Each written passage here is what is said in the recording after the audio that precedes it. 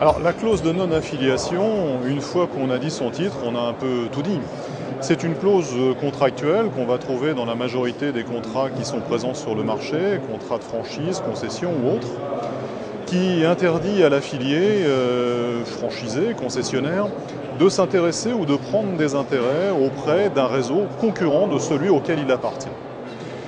En règle générale, on trouve cette clause répétée le plus souvent à 2 reprises dans la rédaction du contrat et aussi dans la vie du contrat.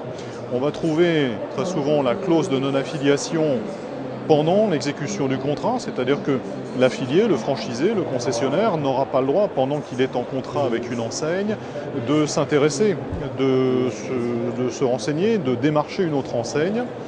On trouve également une clause de non-affiliation dans tous les chapitres qui concernent la fin du contrat, sa rupture pour quelque raison que ce soit, dans le cadre desquels, très souvent, l'affilié, là encore, n'aura pas le droit, pendant un certain délai avant la fin du contrat, de s'intéresser, de démarcher une enseigne qui est concurrente de celle auquel il appartenait ou avec laquelle il travaillait jusqu'à maintenant. La validité de ces clauses aujourd'hui, c'est important de le dire, est parfaitement admise par la jurisprudence. Les juges sont très régulièrement interrogés sur les clauses de non-affiliation, doivent-elles être systématiquement respectées et suivies par les franchisés qui appartiennent ou qui quittent un réseau. Et d'une manière générale, la réponse est positive, les juges approuvent. On pourra, à titre de parenthèse et d'exception, indiquer que dans un domaine très particulier qui est celui de la grande distribution alimentaire, un droit spécifique est appliqué, c'est-à-dire que ces clauses sont plus facilement contestables sur ce secteur d'activité très spécialisé. Mais d'une manière générale, ce sont des clauses qui sont parfaitement valides.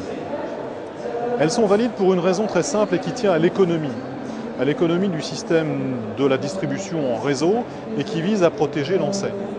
Et quand on dit qu'il vise à protéger l'enseigne, on comprend bien évidemment les intérêts du franchiseur, mais en même temps les intérêts de l'ensemble des affiliés et des franchisés qui travaillent sous une même enseigne.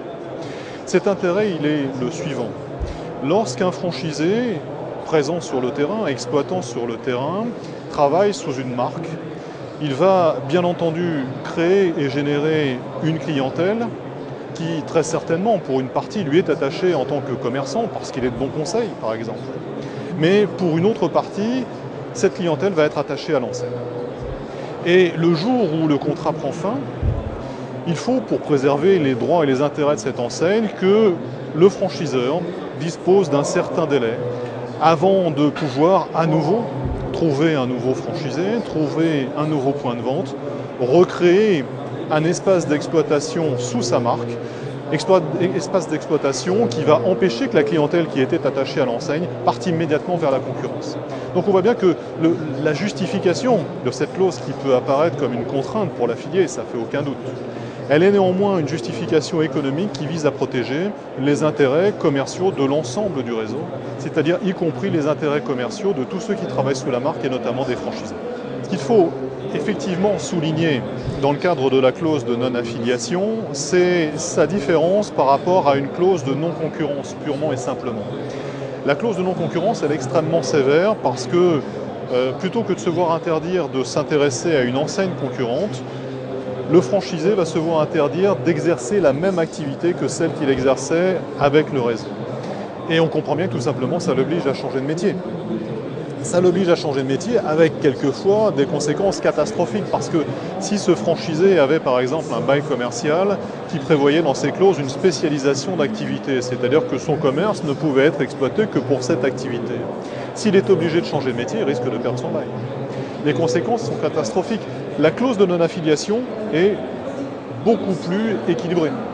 Elle laisse au franchisé la possibilité de continuer à exploiter la même activité, de faire le même métier, sous une enseigne qui sera la sienne, qui ne sera pas celle d'un réseau concurrent, mais néanmoins il pourra continuer à exploiter son fonds de commerce.